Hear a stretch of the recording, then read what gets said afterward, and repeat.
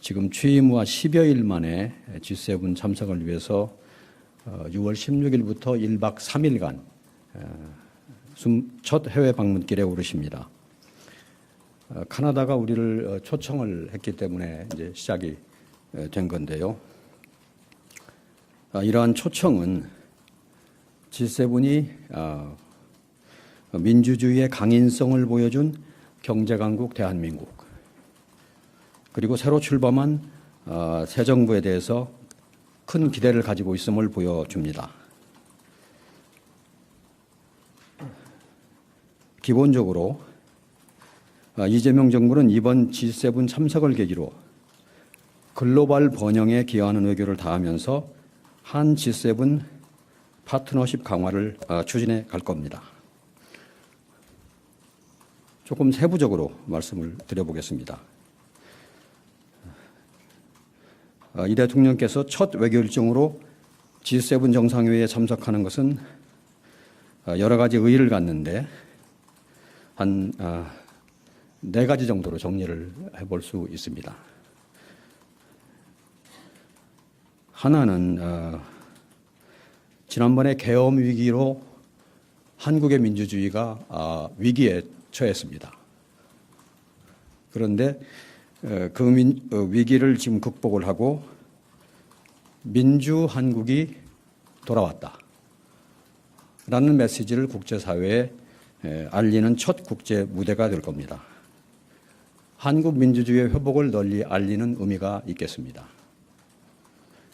둘째로는 이번 정상회의 참석이 지난 6개월여간 멈춰섰던 정상외교의 공백 상태를 해소하고 정상외교의 복원을, 재가동을 알리는 출발점이라고 할 수 있겠습니다. 정상외교의 복원을 의미한다고 하겠습니다. 셋째로는 G7처럼 세계 경제를 움직이는 주요국들과 정상외교를 재개함으로써 글로벌 경제 안보 환경의 대전환 속에서 우리의 국익을 지키기 위한 실용외교를 본격적으로 추진해 나갈 수 있게 되었습니다. 국익 중심 실용외교의 장에 나서는 의미가 있습니다. 넷째로는 G7 계기에 미국, 일본 등 주요국의 정상과 교유하고 협의함으로써 관세 등 당면 외교 현안, 경제 통상 현안에 대한 타개 방안을 모색할 수 있습니다. 현안 타결에 동력을 부여한다는 의미가 있겠습니다. 요약을 하면은 민주주의와 외교, 경제 통상 영역에서의 복원을 바탕으로 실용 외교를 적극 추구하는 계기라는 의미가 되겠습니다. 그러면은 이제 우리가 초청받은 G7 정상회의 자체에 대해서 몇 가지 소개 말씀을 드려보겠습니다. G7 정상회의는 주요 7개국, 미국, 영국, 프랑스, 독일, 이탈리아, 일본, 카나다와 EU 정상이 모여서 세계 정치와 경제를 논의하는 협의체입니다. 1975년에 처음 개최되었습니다. 올해로 50주년을 맞는 G7 정상회의는 캐나다의 카나나스키스에서 다음 주 16일부터 17일 화요일까지 양일간 개최될 예정입니다. 이번 G7 정상회의에서는 의장국 캐나다의 주도 아래 공동체의 안전 및 세계 안보의 증진, 또 에너지 안보와 디지털 전환을 통한 번영의 창출, 그리고 미래를 위한 파트너십 투자를 주제로 글로벌 도전 과제에 대한 논의가 이루어질 것입니다. 첫째 날인 6월 16일 월요일에는 G7 회원국 정상들만 참석하는 단독 세션이 진행이 됩니다. 둘째 날인 6월 17일 화요일에는 G7과 우리나라를 포함한 초청국들도 참석하는 확대 세션이 열립니다.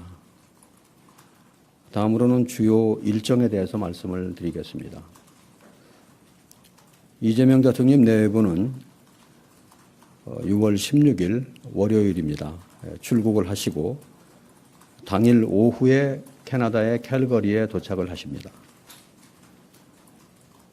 이재명 대통령님은 도착 후에 첫 일정으로 이번 정상회의에 초청받은 주요국 정상들과 양자회담을 가질 예정입니다. G7이 아닌 여타 초청국들을 대상으로 합니다.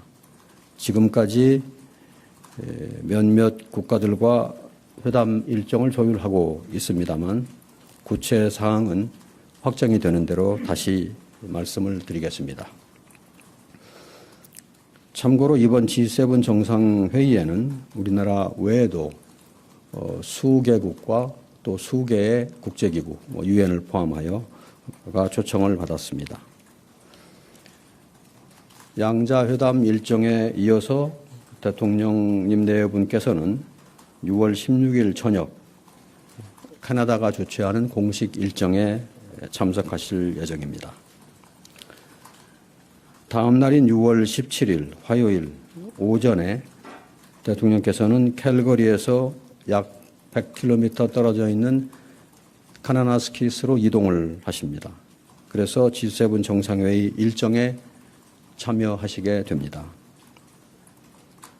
초청국 공식 환영식을 시작으로 G7 및 초청국 정상들과 기념 촬영에 이어서 확대 세션에 참석하실 예정입니다. 우리 정상이 참여하는 G7 정상회의 확대 세션은 에너지 안보를 주제로 업무 오찬을 겸해서 진행이 됩니다. 이재명 대통령께서는 이번 세션에서 에너지 공급망 다변화와 AI 에너지 연계를 주제로 두 차례 발언하실 예정입니다. 이재명 대통령은 각각의 발언에서 안정적인 에너지 시스템과 공급망 안정화 협력을 위한 우리의 노력과 비전을 제시하고 AI 시대를 맞아서 안정적인 글로벌 AI 생태계 구축과 AI 혁신 혜택 확산을 위한 대한민국의 역할을 설명하실 것입니다. 확대 세션 참석 전후에 G7 회원국을 포함해서 주요국 정상들과 양자회담을 가질 예정입니다. 현재 여러 나라들과 양자회담 일정을 조율하고 있습니다. 그런데 다자회의의 유동적인 특성상 세부 조율이 계속되고 있기 때문에 이 자리에서 국가명 등을 구체적으로 말씀드리기는 어려운 사정이 있음을 양해하여 주시기 바랍니다. 6월 17일 오후에 대통령님께서는 카나나스키스에서 일정을 마치고 다시 캘거리로 이동을 해서 귀국을 하게 됩니다. 서울에 도착하면 6월 18일 늦은 밤이 될 것입니다. 그러면 이번 G7 정상회담 참석의 기대 성과에 대해서 말씀을 드리겠습니다. 이번 회의는 세계 경제를 선도하는 주요국 정상들이 모이는 회의라는 점에서 국익 중심 실용 외교의 첫걸음을 내디딜 수 있는 좋은 기회가 될 것입니다. 무엇보다도 대통령님 취임 후에 10여일 만에 주요국 정상들과의 대면을 통해서 조기에 신뢰관계를 구축할 기회를 갖게 된다는 점에서 매우 시의적절하다고 할 수 있습니다. 세계 경제 대국 정상들과의 교류는 우리 경제가 어려운 상황에서 우리의 기업 활동은 물론 민생 회복과 경제 살리기에 기여할 것으로 기대가 됩니다. 또 여러 양자회담을 통해서 국익과 실용의 관점에서 주요국과의 우호 협력을 강화하는 동시에 통상, 무역 등 현안 논의에서 진전을 이루는 기회를 갖게 될 것입니다. 마지막으로 G7 정상회담 참석을 통해서 에너지 공급망과 AI 등 글로벌 현안 논의에 적극 참여함으로써 명실상부한 G7 플러스 국가로서의 대한민국의 위상을, 국제적인 위상을 공고히 하는 효과가 있을 것으로 기대가 됩니다.